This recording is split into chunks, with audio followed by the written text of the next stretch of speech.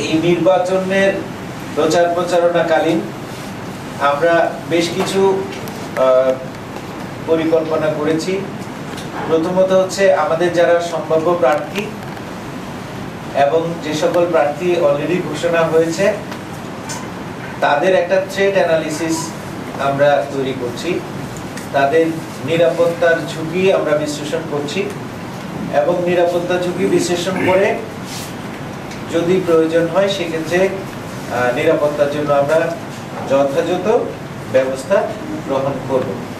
এখানে হয়তো অনাকাঙ্ক্ষিত ঘটনা ঘটতে পারে, তো সেটার জন্য আমাদেরকে সর্বতভাবে প্রস্তুত থাকতে হবে। আমাদের যে পরিমাণ ক্ষমতা বা আমাদের যে পরিমাণ পুলিশ ফোর্স, এই ফোর্স দিয়ে আমরা সবার সিকিউরিটি এনশিওর করতে পারবো না। সেটা করতে গেলে আপনাদের পার্টিসিপেশন লাগবে।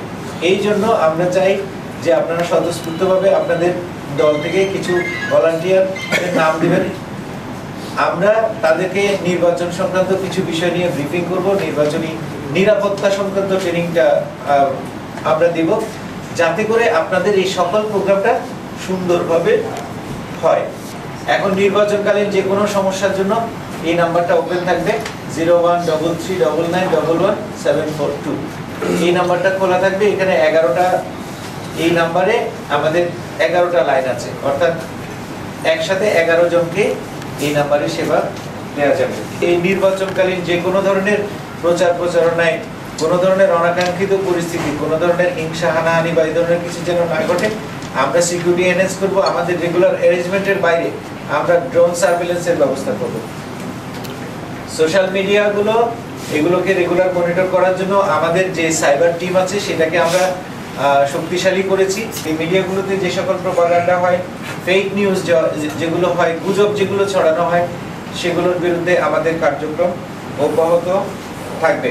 অধিবাসী যারা, তারা তাদের কাজের লোক, ড্রাইভার, বডিগার্ড সহ সবার তথ্য আগামী 30শে নভেম্বরের মধ্যে আপনাদেরকে দেওয়ার জন্য আমরা অনুরোধ করেছি। আমরা 2-1 দিনের মধ্যে এটাকে অনলাইনে দিয়ে দিব। অনলাইন ফর্মের মাধ্যমে আপনারা এটা পূরণ করতে পারবেন।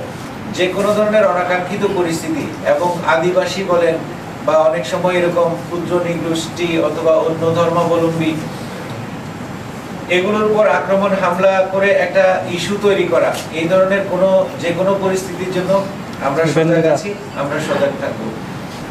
অবৈধ অস্ত্র উদ্ধারের বিষয় যেটা বলছেন, আমি জয়েন করার পরে 2টা অবৈধ অস্ত্র আমরা উদ্ধার করেছি, একটা লং ব্যারেল আর একটা শর্ট ব্যারেল। তো আমাদের কাজগুলো অব্যাহত আছে, এটা অব্যাহত থাকবে। আমাদের রাজনৈতিক নেতৃবৃন্দ যারা আছেন তাদের নিরাপত্তার ইস্যুটা আমরা যেভাবে দেখবো, একই সাথে আমাদের সাংবাদিক ভাইরা যারা এই ইলেকশনের বিভিন্ন প্রোগ্রাম কভার করবেন তাদের নিরাপত্তার বিষয়টাও সমানভাবে আমরা দেখার চেষ্টা করব।